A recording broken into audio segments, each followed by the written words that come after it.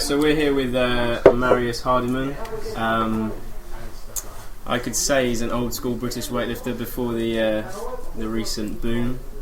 Thanks. So he's got the history that we all love, and we had a good training session here. First time I've ever been here. Me and Andrew Rugg. You can say hello, Rugg, if you want. So yeah, we wanted to come down so we could one, take you out of the underground kind of land you're in right now, and people can know who you are, and obviously you're joining us on as a coach on our weekend in July. Yep. So yeah, we just wanted to find a bit of history about your club and how it all started out here. Okay. The club started, I believe, in 1964, and it was called Morris Motors, as in the car factory. So we have a local car factory here. Originally Morris Motors, born really out of the Industrial Revolution. So 1964 it started. I believe actually it was called Wolf Cut Boys Weightlifting Club at that point, but a couple of years later it was at Morris Motors. Stayed in one area of Cowley up until 1986, I think. We moved to somewhere else, and then we were washed up and gone at that existing place 2006, then back here, down here 2007, I think. So you've been here ever since? I've been in the same weightlifting club for 34 years. Nice. And I'm not that old. I'm not really that old. And your coach before you? My previous coach was Eddie Saxton, and his dad before that, who died when I was 25, just as I was getting good. That was Eddie Saxton, and then my schoolboy coach was Jock Patterson. Oh, cool. All workers from the car factory. All of the lifters were from the car factory as well. You know, sons of the workers of the car factory. And was Eddie Saxton a successful weightlifter? No, I don't actually know what Eddie did. I know he's in the army. He was pretty handy at boxing, I believe. A massively strong man. You know, obviously dedicated towards weightlifting. But for instance, if you had a sort of 200 kilos on the bar, he'd be able to deadlift that with two fingers, and like with no warm up. And all he'd have to do is push his hernia in. And pull his belt up, and then he'd be able to deadlift 200 with two fingers and stuff like that. But a massively strong bloke, just like, you know, proper strong he was. But Andrew Saxton was a good lifter, wasn't he? Andrew Saxton, very good lifter. Whilst we were training together, he became my training partner in the end. And I remember seeing him try and snatch 175, clean and jerk 205, I think it was. He had a weak jerk, incidentally, if that's what you want to call it, 205. Yeah. You know, this is the 100 kilo class, this is not the 105, this is the hundreds. Yeah. So I know he was having a crack at 175 snatches, 205 clean and jerk. The interesting thing with Andy is that he wouldn't even do clean and jerk until sort of like 3 or 4 weeks out from the competition. He wouldn't even clean and jerk. I can't even remember, you know, him putting a jerk in with a clean. So 3 weeks, 4 weeks before, he would then start do clean and jerk and still do 205. But he had lordosis in the jerk, so he'd always tip his hips forward and he'd always chase the bar. So in the end of his career here, he used to pull the barbell right to the back of the platform and start with his heels near the back of the platform. He used to clean it, jerk it, run forward, almost like 3.7 metres. Like a runway it was brilliant. But massively strong like his dad. But he, what was the situation with the jerk? He just didn't want to practice them. Is that why near the comp? There was a stage where he did jerk behind neck, and that really did well for him. But he had long arms. If I'm trying to recall him now, he had really long arms in conjunction with his like waist. I believe he had long legs as well. So he wasn't a perfect weightlifter type. But he was a 320 back squatter, all the same. Yeah, but he just had a long way to drive a barbell. So where did the kind of like the wisdom for the weightlifting come in? I mean, what did you all just make it up as you went? I mean, these kind of things like training the clean and jerk not till near the comp. Was there national camps you were spreading knowledge from, or you just made it up? I don't recall Eddie ever citing anyone else or any other nationality coaching wise. I remember that he was, I think somebody once called him, I don't know, it was controversial coach, a controversial type coach. Yeah. But he was slightly different. But I think we all had the same goal, was to get really, really strong. But there was never talk of, for instance, oh well, the Chinese are doing this or the Germans are doing this. For instance, like Andy Davis, who was in the Welsh team with me, he said all of us Oxford lifters had something called Oxford head, and that's where we push our head right through the barbell. I mean, it's pretty normal really, but we all had a very similar style of lifting, in the jerk in particular. And I just think you just feed off of the senior lifter and try and emulate or become the senior lifter. Because I heard little things like like Callard had trained in Poland while he was lifting, obviously a bit later in his career, I suppose. And then the coach of, I think, either David Morgan had gone to Hungary back in the day. I mean, but you guys had never had any. I can't remember anybody going anywhere. Obviously, this is pre-media days. Yeah. So we would spend 3 or 4 months not seeing anybody. So we would be holed up in the club, no windows, no heating, and we wouldn't see, for instance, your competitive lifters for months on end unless you were squad training. So there was, and Eddie never left the club. He never went abroad. He never visited any other coaches in the country or anything like that. So I think he must have read. He must have read somewhere or something. But we had people around us like Wally Holland, who's IWF president, EWF president. Yeah, EWF I think it was. So he was in and out of Poland. So maybe he brought back bits and pieces. I mean, it's funny because there was a load of Polish videos on the internet. Years and years ago they emerged, and a lot of the stuff that the Polish were doing, we were doing in Morris Motors anyway. So potentially it did come back from Wally Holland. Negative stuff, I just think it's pretty amazing, when you look at how much information we have today, and people still train wrong because it's almost like too much information ends up confusing people. And there's a reason people used to lift big weights in the UK without much help and without much support. Even the novice lifters were quite a high standard, I think, back then. Compared to now, someone trains by themselves, takes something off the internet, and they come into, say, for example, your club, or they come into our club and they start lifting like they've seen some Chinese exercise, and they don't really understand why they're doing it. Whereas I think like you guys had a bit more of a cleaner. And now it's like really easy to get distracted if you're, for instance, when you're super keen, potentially you're looking for the biggest answer. The answer to the big snatch or the big clean and jerk. And it's easy to be watching Instagram and what used to be YouTube. People don't watch YouTube that much anymore, but it's easy to watch that and then think that that's the answer, and then get sidetracked for that for 2 weeks, and then get sidetracked by something else for 3 weeks, and then you've not actually had any consistency of trying to fix a problem. Whereas we were, like I said, just holed up in a building with no windows, no mobile phones, by the way, in the 80s. So you couldn't, obviously you weren't even ringing your nearest rival or anything like that. You could literally just turn up at Bisham Abbey, and they were really strong.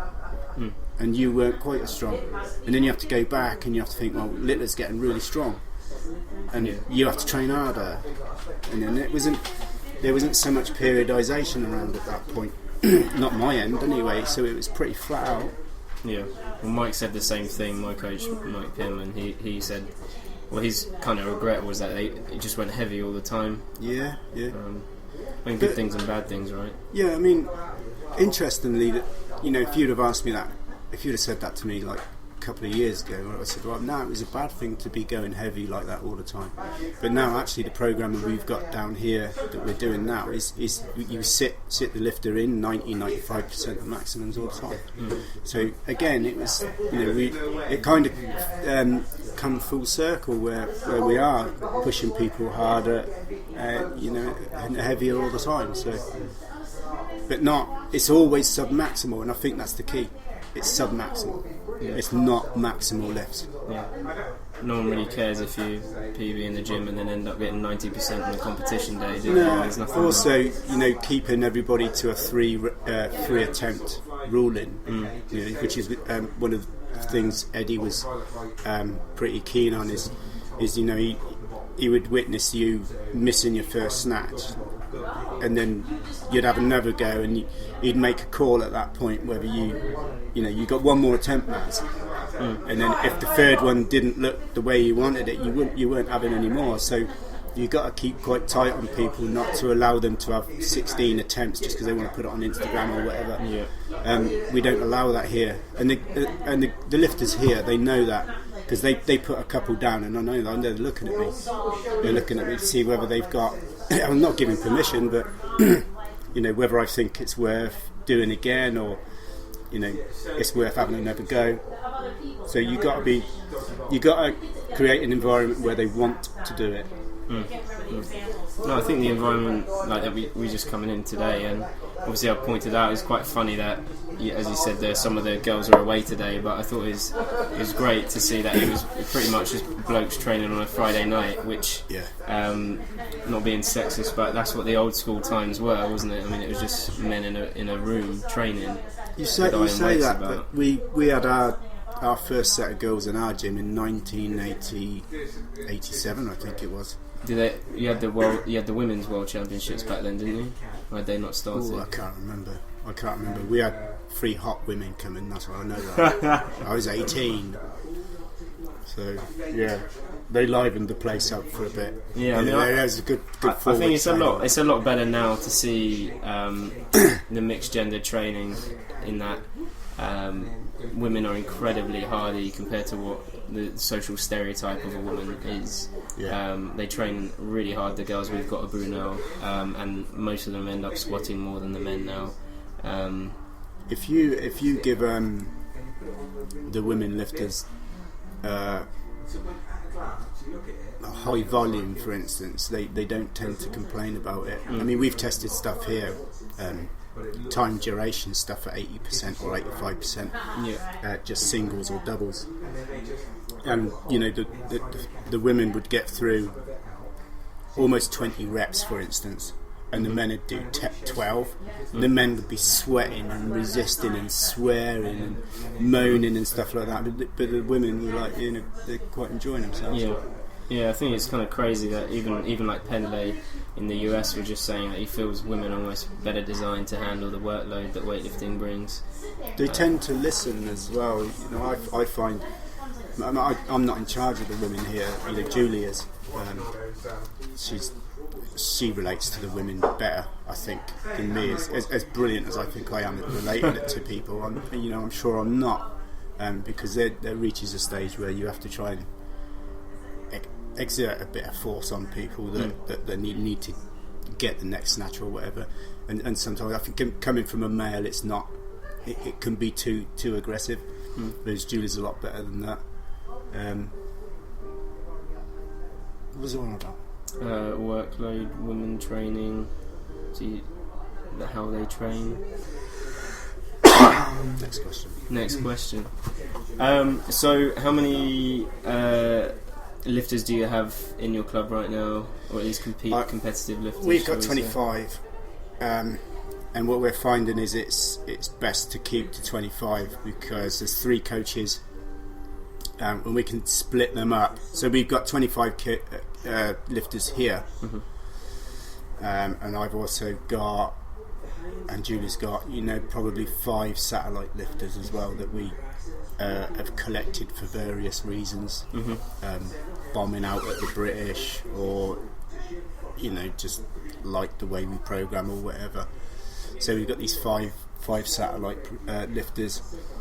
The 25 in here we can look after pretty well, and still have in amongst them, and still have like 2 or 3 beginner lifters. So we can still bring the starters in and set targets for them. We have a target coordinator here as well. So if you come in as a beginner, you do your 4-week starter program, and then you would be set a target, and that target might be the nearest open championship. But you do get a target. You always get a target, and then when you've done that, we start to look at maybe doing a regional. So you'll always get a continual set of targets set for you. Yeah, and we find that's we're trying to have a beginner to whatever level, beginner to Olympian. It says on the internet, but you just so that people are constantly involved with the club. Mini targets within the big targets. Obviously, you've got the regionals, you've got the British, but being at the club as well, you've got those little mini targets that fill in those big spaces that are there. Yeah. I think it's really important just to keep people coming and keep people on track, and people generally see the bigger picture, and we got guys coming in first time saying they want to qualify for the British or something, and you're thinking, well, you got a long way yet. Yeah, little steps. So any say people you got coming through that you really think, obviously if they're listening, that's probably not good to tell them if they're any good, but any guys that you think out of my place? Yeah. I'm really pleased with Matt Haig at the moment. He's gone off to university, and what normally quite often what happens is that people go to university and they get like free pizza Tuesday and ladies night on Thursday and stuff like that, and they turn to they can't find a gym though. Where is he going? Well, he started a gym down in Southampton Uni. So I encouraged him to do that. I mean, his gym holds, I think, 2 lifters or something like that. That's all you need. But it's it's a legit gym, and he gets to train. He gets the time to train. But he's been away. He's put a bit of weight on. He's a big lad. He's working off one of my older programs. Today he put 20 kilos in his back squat. Putting 20 kilos in your back squat, you're not talking about somebody that's in their first year of lifting. That's a 5-6 year lifting career. So he's going really well with the programming. I wrote it years ago. So he's going really well, but he just looks stronger and stronger every time I see him.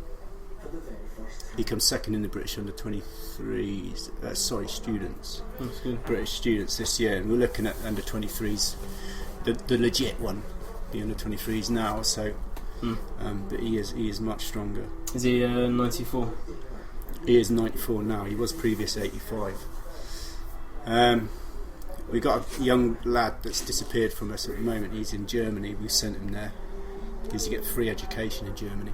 Yeah, get some good weightlifters out there as well. But, he's British champion at under 18, but he's gone off to Germany. I don't think he's doing that well. He's gone up a class and not really doing any more in the snatch, anymore in the clean and jerk.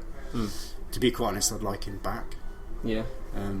But he's a very intelligent boy, and he's probably going to do well out in Germany. He's probably finding his feet there lifting wise now, actually. Girls at the moment, we've got a lot of injury. Jessica T is one of our satellite lifters. She was getting stronger, but has got a labral tear, I think, at the moment. Oh God, really? So we've got to rehab that. Well, she's rehabbing it, not us. She's away from us, but. Is it an operation? No. The way it was described by... So she sent some messages on that were sent to her, and there was some sort of mention of a gap between the humerus and the socket. I mean, just say instability of the shoulder, I take that as.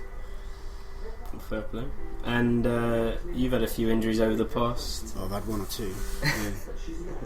Yeah. Any serious ones?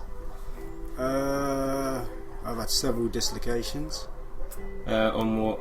Your knee? Left shoulder. Left shoulder. I've had the obvious broken bones stuff. But not even related to weightlifting? No, this is rugby, this broken bone stuff. Contact sports are dangerous, Marius. I've only had 2 dislocations from weightlifting, but I've had several other injuries from motocross, snowboarding stuff.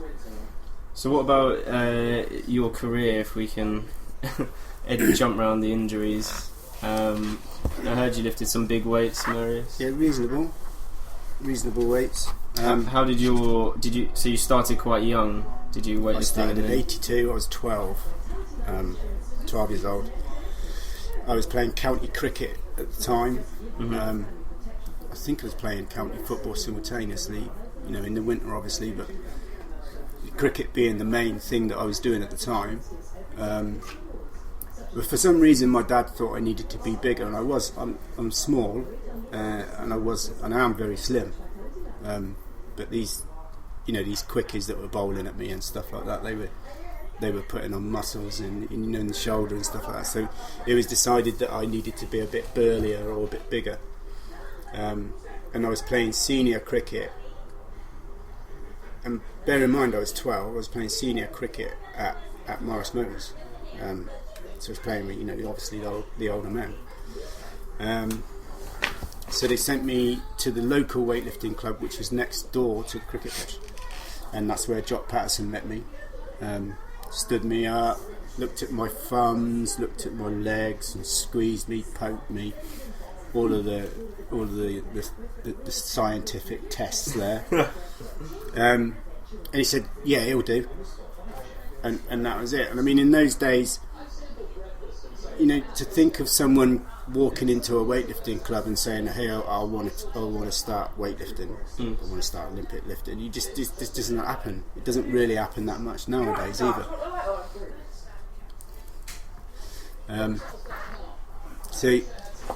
So you're kind of, once you're in that club and trained, you've sort of taken the king's shilling, and then before you know it, you're lifting in a low level competition of some kind, and then another one, and then you're going to the British, and it was that sort of thing.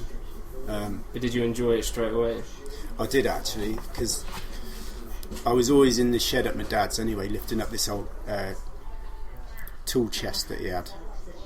There's a tool chest that sort of like fold out, but had a handle on it, and I used to lift that up for some reason. So I always liked lifting heavy stuff up.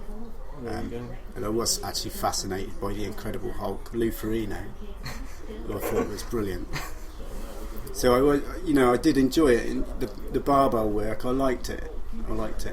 And 12, 13, 14, you just consistently trained. So I'd ride my BMX bike up there. I think that was about 4 miles, 5 miles. And if anybody's rode a BMX, that's a bit of a test, really. Yeah, it's not good for your knees, let's say.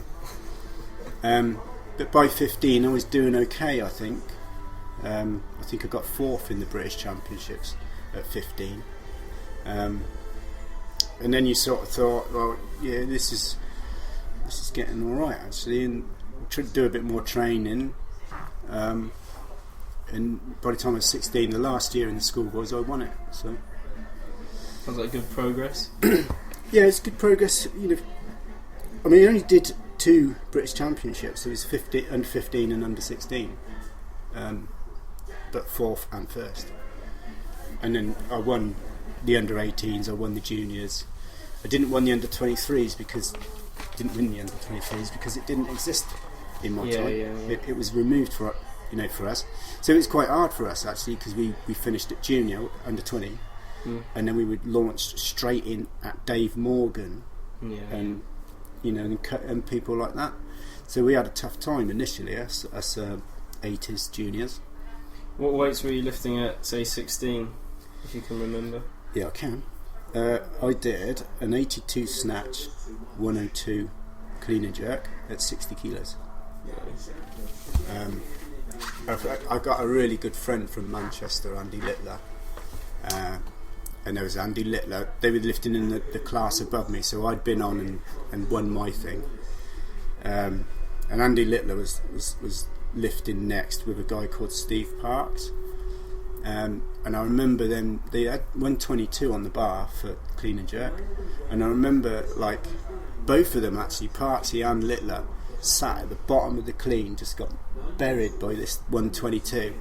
And they just sat there motionless and then just drove out of it. And I remember thinking, oh my God, I wish I could have legs like that. And I never did. I never had legs like that. I couldn't believe these two kids had got legs like that.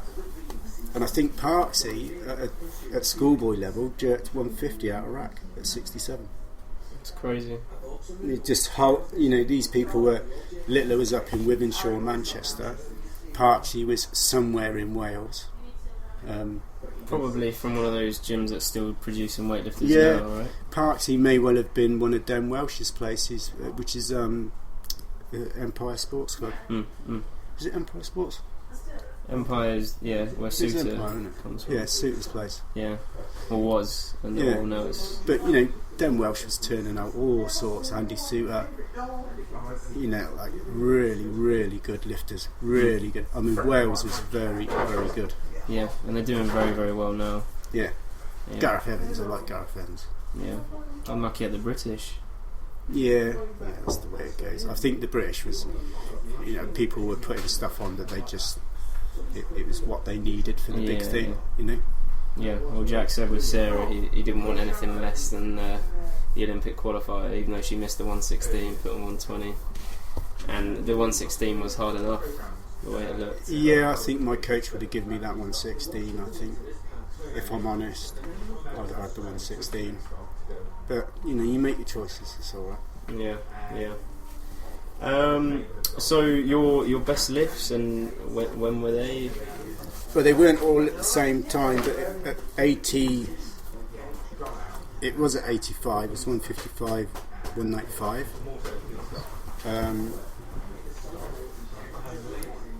We had a load of swapping of classes, so we had 75, 76 and 77 all throughout my middleweight career. So I think at 77 it ended at 137, 167, I think. So you made the jump 76, to 80. Sorry, 76. The jump to kind of the was it heavy middleweight? Yeah, mid-heavy, isn't it? That was kind of your most lifts, biggest lifts. Kind of by the time I was 17, I'd hit middleweight, which was 75 in those days, and that was I did 17 years old. I think I did 117, 147 in this international thing. Did a few years, got to around about, I don't know, 135, 160, something like that at 75. Then it changed in the weight classes. Then I went up to the mid heavies, which started at 83. And then became 85, and then when I reached the end of my career, I came back down to 77. Don't know why. At 77, I was more dynamic. At 77, I felt better. 85, I was strong, you know, really strong, but I didn't quite feel that dynamic. And preferred 77, if I'm honest. Did you take a hit, or did you feel going? Yeah, towards the end, reducing body weight sucks the leg strength, and I'm not strong in the legs anyway. I really had to work for my leg strength, because I admired like Parksy and Littler being able to pull out a clean like that. I just didn't have that. I had to really work for it. So I had to really work on the clean elements. Yeah. If I could clean something, I would jerk it. So my jerk was good. Yeah, I was going to say, because you've got suspiciously short arms, haven't you? Mate. Really? Yeah. So you're basically perfect jerk length. Yeah. What's your best jerk off the rack? It's the 195, but I had to go at 200 and just wimped out of it, and I hate myself to this day. You'll find that a sad story, mate. 200. Just, not going to the Olympics is one of the things that you just can't get over it. I can't get over not going to the Olympics. I missed 1992 just. I think Tony Morgan went, Dave Morgan's brother. And just pussying out of a 200 is like, obviously I can't put it back on there now, and should have manned up a bit. But I think possibly I was strong enough to do it. Yeah, it's the big two got into me head, I think. Yeah, I think Mike did 190 off the rack, but I didn't. Oh, the best one is Mike's never squat 200, is he? Which is a comedy for a man that clean and jerk like 175.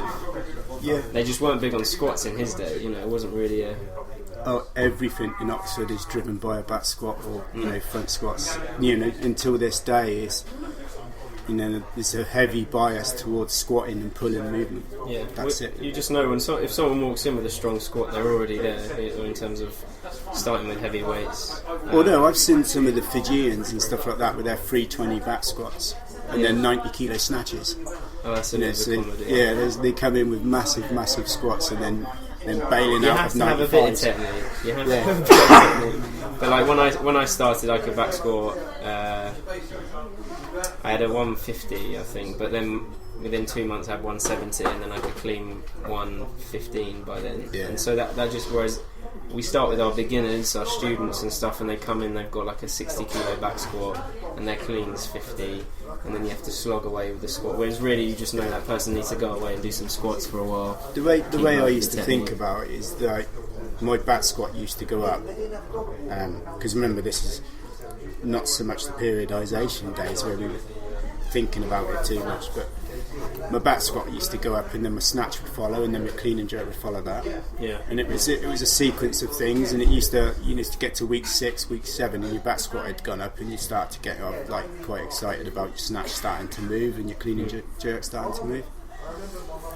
So it is here in Oxford is traditionally the squat movement moves everything. Yeah.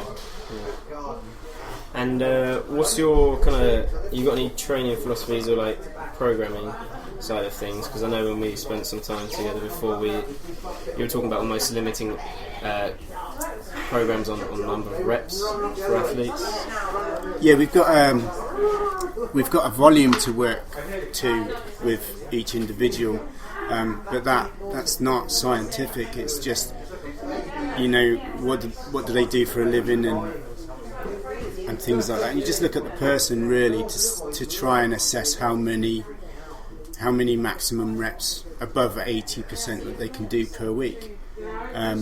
So for instance, you come in and my first estimation is 150. You get through it. I talk to you. You don't know I'm taking feedback, but I've got a good memory for that sort of thing.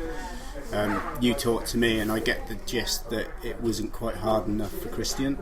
And then your next program would be at 160 maximum volume per week, and you just try and so you don't bugger people up. So you can't just give people massive volume. It don't work like that. You can only get them to a threshold. Yeah, because here's a question for you: is that because I spoke about this to Mike as well, because I was interested to see. From I think what's important now in Britain is to realise that the way you make the best lifter in the UK is by understanding what is going to make the best lifter in the UK, not the best lifter in the world, because that's a different case. We might have some robot who can train full-time, fully funded in a camp elsewhere. When you look at Callard producing like Zoe Smith, Jack Oliver, he didn't train them like you see these Chinese lifters training, 11 times a week. He trained them training 4 times a week with a lot of reps and a lot of hard volume, because I personally think, whether you think, is that you've got the choice of, okay, do you do 3 threes because they're going to train for another 8 sessions in a week, or are they doing 5 fives because they're only doing 4 sessions on the pause and things like that? Do you feel that the volume that we need to make up is definitely almost like really specific to being British in terms of training 4 times a week? Yeah, I think so, because most of us, if we're honest, most of us are actually still working. We were working in the black and white days when I was lifting. So we were working, so I think you need to tailor those things, and you can't expect somebody who's been on a building site 5 days a week to come in and start crashing through 180 volume per week. The Callard thing is interesting. I mean, I speak to Callard now and then, not too much, but he's quite relaxed with his lifters, I believe. In like you say, that I think Zoe went back and they went back to training 3 to 4 times a week, and she'd go and see a movie, and I think Zoe liked that. I think that's the way she liked to be. And my lot sort of like want to start training twice a day because they've made the regionals and stuff like that. It's just nonsense. It's nonsense because you can why distribute one day's or one evening's work over 2 parts of the day and maybe potentially add 20% or 30% work volume to it. Just do it in the evening. Up to regional standard, we only train 3 to 4 times a week. Mostly only 3 times a week. There's no need to do any more. And then when you're looking at national stuff, then potentially it's 4 to 5 times a week. It's just, regional, you can train 6 days a week. What's that really about? Just take a rest. Yeah, I think it's just a very addictive sport, isn't it? And a lot of people it is addictive. I know how people get it. It's got me. I'm still interested in weightlifting. It's like 34 years or whatever after. I still enjoy it. Yeah. I like lifting myself. So. Yeah, we all get addicted, and I think until we're in a situation where I think we really understand what's going to work for someone who isn't full time, kind of tried and tested. Because I think it was tried and tested at its time, but it's become a bit mixed up with the amount of exposure we've had to the foreign programs. I think as well you've got to bear in mind, and I don't know, maybe it does get talked about. I don't really follow stuff on the internet that much. I've got other things in my life that I'm interested in, but like the motivation side of it, if somebody's training 12 times a week, how likely is it you're going to stay motivated for that 16-week build-up? That's another thing to bear in mind, is that treat them mean, keep them keen. If you've only got 4 sessions a week and you've only got 3 attempts per session at snatch, if you're going heavy and stuff like that, and it instills a bit of want to do stuff and get it right and train hard and get all the reps done. Yeah, I mean, I've had an issue with just myself because I coach a lot in the evening. If I have to do my training session in the day, that means I'm usually doing it alone, and what's the point? If I can train with a group, and that means I train a bit less, but maybe a bit more focused and a bit more pushed on, it seems to work a lot. It's a difficult thing because there's a lot of people like you around. A lot of people like Jack, I believe, when they lost their funding. I think I wrote a little bit of an article at one stage about it, that obviously these are going to have to get their funding another way. They've lost it through not making the totals that were required, but I knew almost immediately that they'd have to start coaching more, and we should all support them in their coaching roles. And then if you want to be with an Olympian, pay him some money, help him out with it.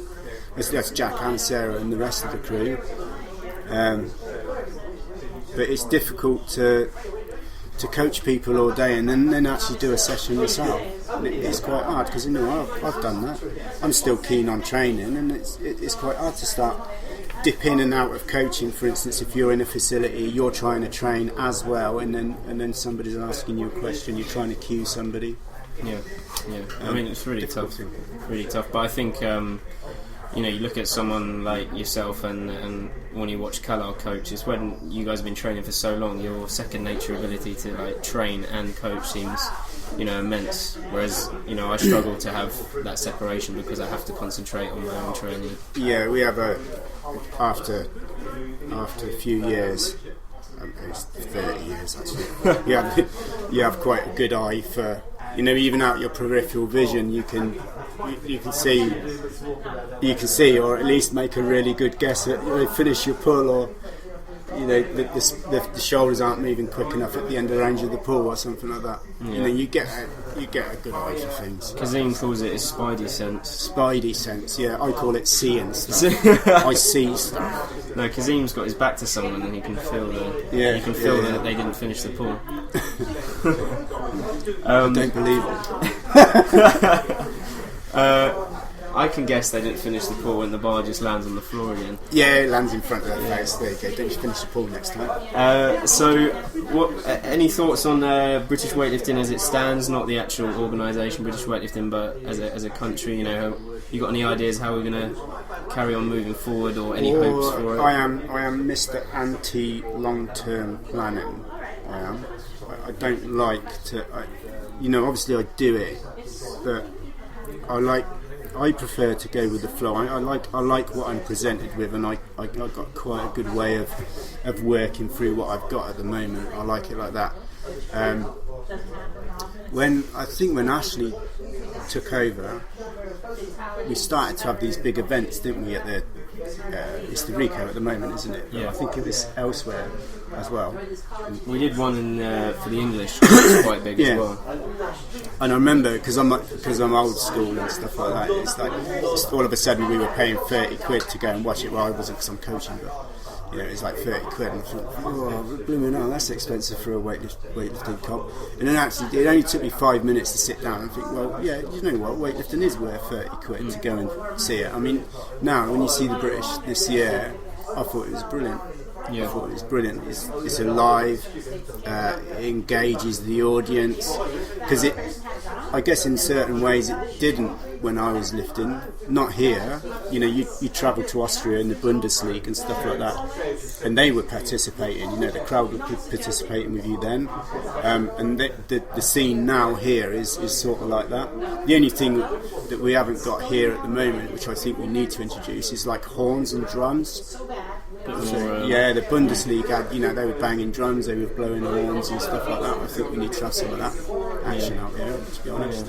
Get a bit more, cheery as well. I think a lot of the time, at least the British definitely got better, but still in our regionals it's pretty much like harsh to say, but a bit of a funeral sometimes when there's low level lifters, and I think we need to be a bit more supportive.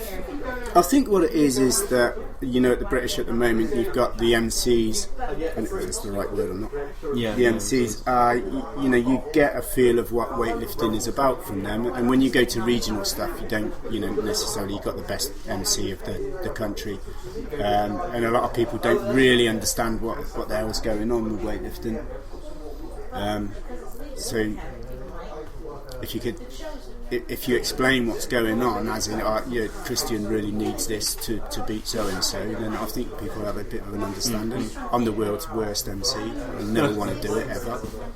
Sometimes we have the MC who, ironically, does the Olympics and the Commonwealth. So, and I didn't know he did. What's his name, Andy? Ian. But I went to watch Jack at the Glasgow Games, and I was like, oh my god, it's the same guy that calls my name out. Just thought it was hilarious, because for me, I've just been going to regionals for ages, and it was just, I always heard this. There's a couple guys, like 3 guys that were always in my same competitions, and then it was like, oh my god, it's this guy's voice. But he's really good, Ian. And as Andy said, he did the Olympics as well, so we're spoiled in the Londons. You've always had everything in the Londons. It was really hard to get in the Great Britain team because everybody from London was in it. It really was as well. When we used to be, in Oxford, and used to speak to people from Manchester and people from Scotland. It was like, oh, there's London boys in the Great Britain team. It was like a big stitch up. It was. Well, you're not that far out now. I prefer to be in Oxford than in London at the moment. Oh, Bisham Abbey was a dream for squad training. It was, I think I made it in 20 minutes. Yeah. One day in a BMW 325 Tourer. So I must have slingshotted it home. So you had good memories of the England camps and the British camps? There was only British camps for us. One of the, I think I was 17, so I'd won the British, and then I was 17, and I did some reasonable weights again at some thing or other, and then you walk into the Bisham Abbey training hall, and there was I think 7 platforms around a room, quite a big room.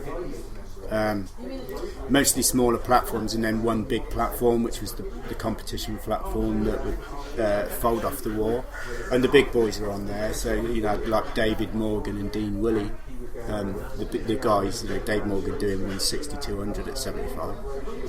Dean Willie doing, 147, 192 or something like that, 67. So you had all these monsters, absolute monsters, on the big platform. So they were getting older as we were coming in, we were younger. And I stepped onto the first platform. I don't know who I stood with, and I just got the overbearing feeling is that I need to make my way round to that platform. So you had the hierarchy, I guess, or your peers were in the building, and you'd have to make your way toward the peers and try and get onto their platform, sort of thing. I can't remember making it to the big platform. I think we were chucked out by then. I think I made it halfway or something. It's not too bad halfway. Yeah, getting halfway, you were still doing 200 clean and jerk, or trying a 200 clean and jerk. So, anyway, people get in contact if they are looking to do weightlifting in Oxford. Just go on the website. Yes, oxfordpowersports.co.uk. We just had our website redone, and it's pretty comprehensive. I think we probably need to make some adjustments, but I think the email is tucked away at the bottom. It's not a strong call to action on that website, but pretty much if you email off of that website, or if you phone that phone number on that website, you will actually be speaking to me, because I'll pick the phone up to you. And then pretty much to safely get you into the club, we do require a one-to-one situation, and it's fairness all round, because we can't just chuck you in and you don't quite know what to do, and you've also got a program to follow, so you need to understand what that program's got in it. You need to be shown the sections of lift that we train, and then of course, once you've done your one-to-one or your second one-to-one, if it's needed, we don't do it if it's not needed. You're straight into the facility on program, and then you'd have a different target set from there, and then you just take it as far as you want. Obviously you can come and train with us if you don't have to compete, but I must admit nearly 100% of us do. Well, they do, not me. Cool. I think you've got a great bunch of guys, and they all seem pretty damn disciplined. So yeah, very lucky to have you. And yeah, thanks for speaking to us today, Marius. And we look forward to seeing you in July at Brunel in the enemy's territory. Yeah, lots of stories of 80s weightlifting and how brilliant it was, and all that. And I won't tell you some of the things. Yeah, that will have to be in person, won't it? Yeah, you'll have to try and get that out of me. Thanks, Christine. Cheers, Marius.